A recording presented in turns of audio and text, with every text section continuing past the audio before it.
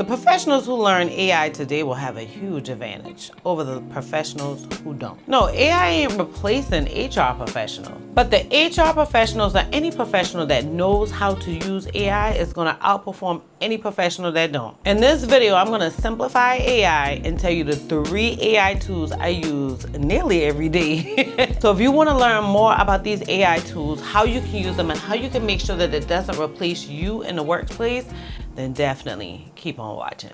Many people are confused about exactly what AI is and why we all talking about it. And I'm a little lost on where is it actual AI versus where it's integrated. And I know that makes it even more confusing. Now, the most confusing people are the older people in my family and my friend circle group. My mom's cousins, my church mom, so many people that I know. I'm like, why are you trying to figure this out when you can just use this tool or that tool?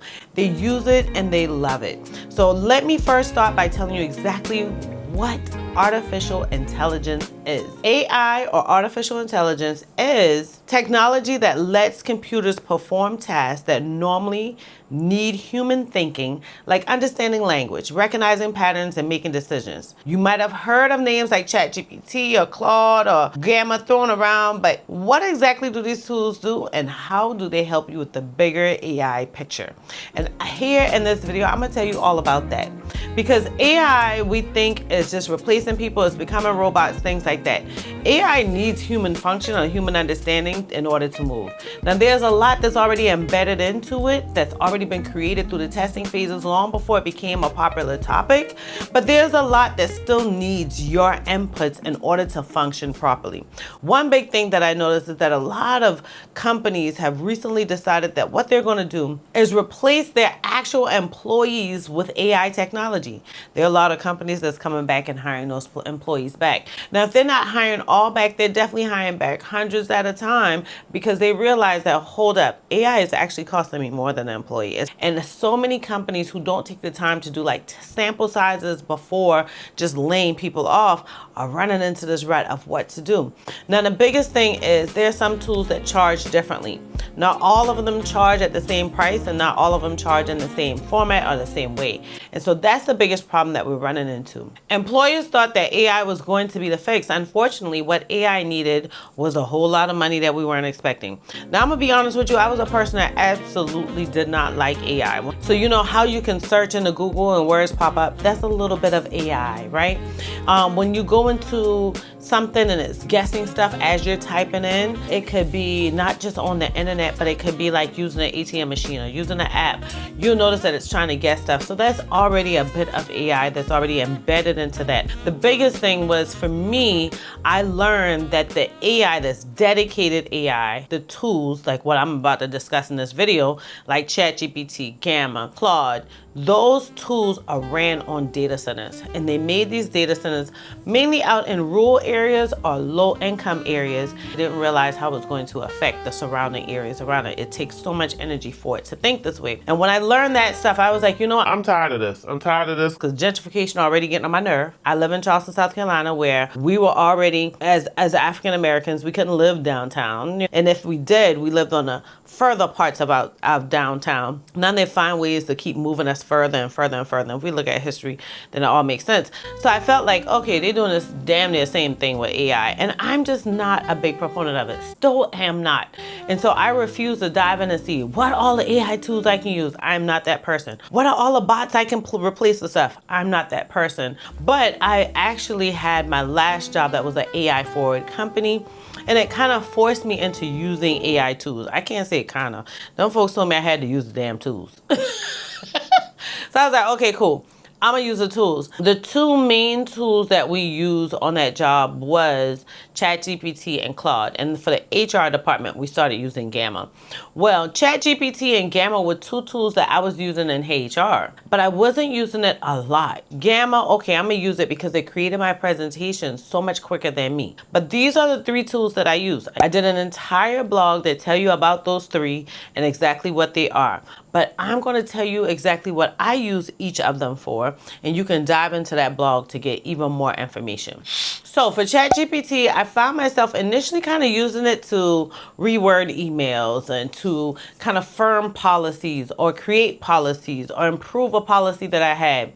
And so I was like, okay, cool, this is nice. You know, it was kind of making it just a little bit quicker. I really didn't see anything that stood out to me. I just thought like, okay, it's saving me some time. And then I started using it even more. So for ChatGPT, I use it instead of just for every email, I use it for difficult conversations. I'm a black girl in the South. You mustn't come at me the wrong way, that email gonna come back wrong. So I decided, okay, I'm gonna use it for these difficult conversations to soften my blow. I can tell Chat, make it professional, make it nice, make it comforting, make it welcoming.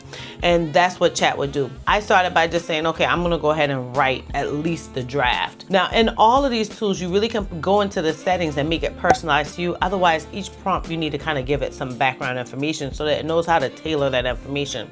But now I find myself using Chat so much more. Particularly as a single female. I don't have a husband. I enjoy things that my family don't really like, so I can't really just call them. So there are things that I've been working on through my mental health that is like, okay, I want to give back to myself. I want to do some self-care. I also want to manage my finances. I already have my budget, I already have my debt, like kind of tracker of how much credit card debt that I have, or just debt period.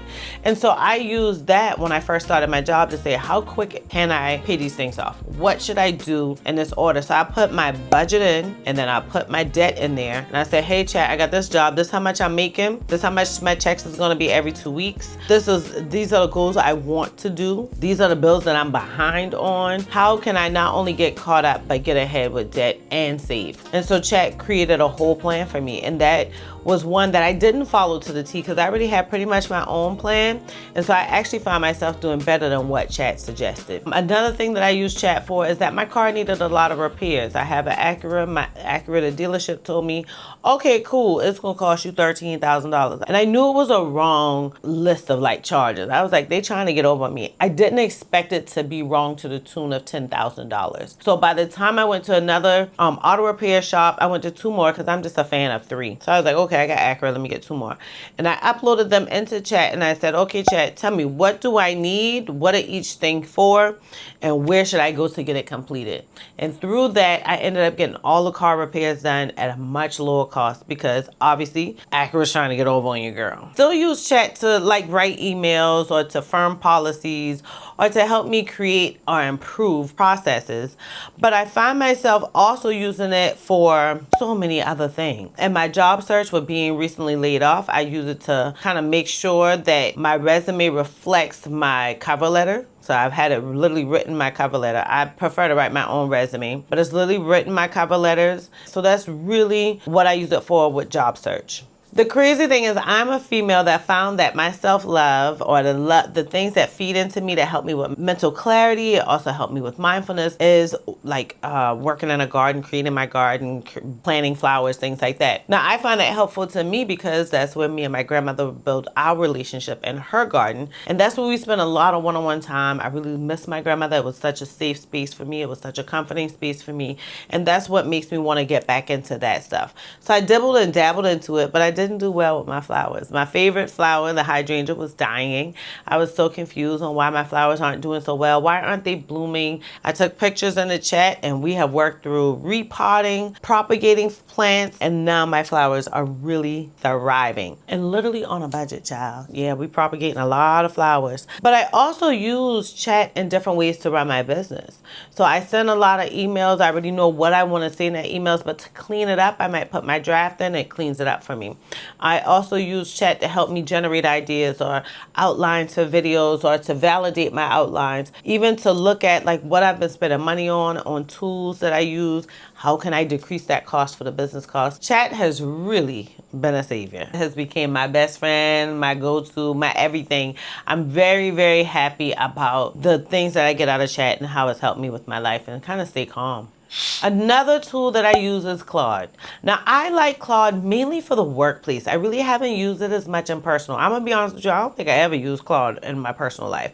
I only use Claude in work. And I've used Claude in several different ways. Claude is a little bit more of a high level than Chat. There are many times I'll take things out of Chat and put it into Claude to make it final. So the one time I used it for my business, I really wanted to like revamp some of my digital products. And so I put it into Claude and I didn't like the output. It didn't feel like me. The main places I've used chat is really in training and like professional development and work, headcount management, and recruitment. So for training, we had a very basic training program that really wasn't doing what it needed to do, especially when I get surveys from employees and get their feedback, particularly the new hires. I had my team go on to Claude and they made a state-of-the-art, very comprehensive training program. They were able to see what our business is, what we do, what we're training on, their old presentations, made new presentations, on-the-spot quizzes where people can quiz online and you can get those results back immediately.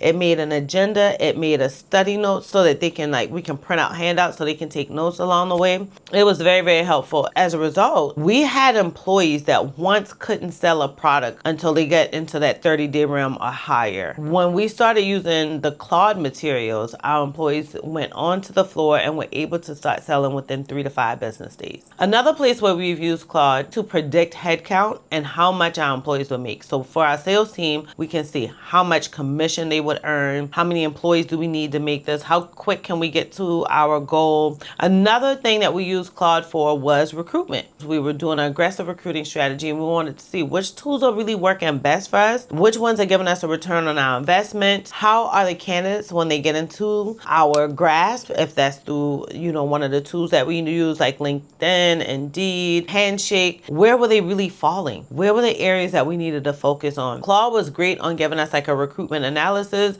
and that allowed us to hone in on areas that we needed to improve. Now, I decided, okay, I'm using Claude in every way, but I really want to use it in HR a little bit more.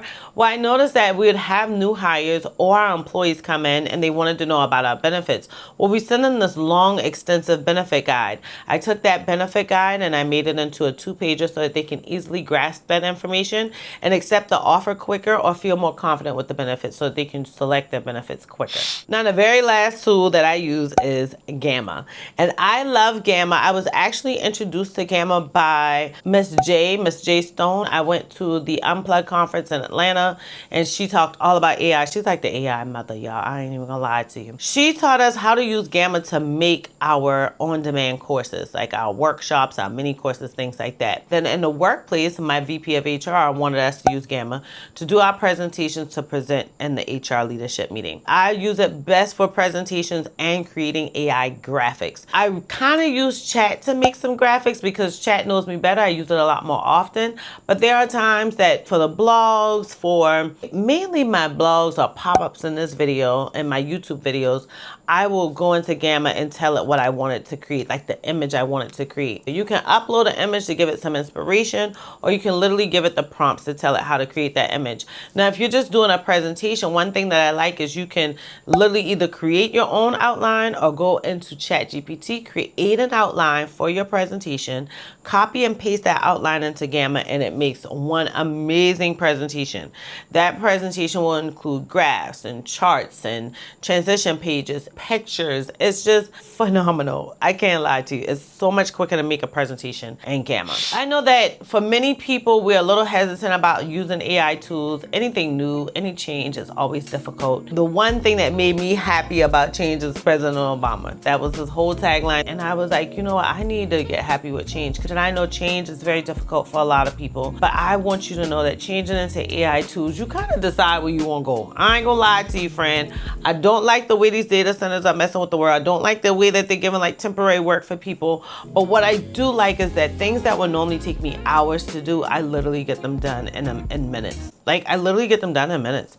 I mean, the biggest thing for me is sometimes I don't even feel like I need a husband, especially them car repair stuff. I was like, you know what, Chat, you are all right by me. If you want to know more information, I'm going to pop it up here. The QR code for the blog, I'll put it in the description box for the video as well. I don't know if you're new to this channel, but I want you to know I recently did a video all about surviving versus thriving. And I can't lie to you, using these AI tools have helped a girl thrive and get out of survival mode. I'm just telling you, it be helping me. If you're new here, I hope that you enjoyed this content. I hope that you consider subscribing. At least hit the like button. If you're returning, I appreciate you continuously returning. I cannot wait to see you on the next video.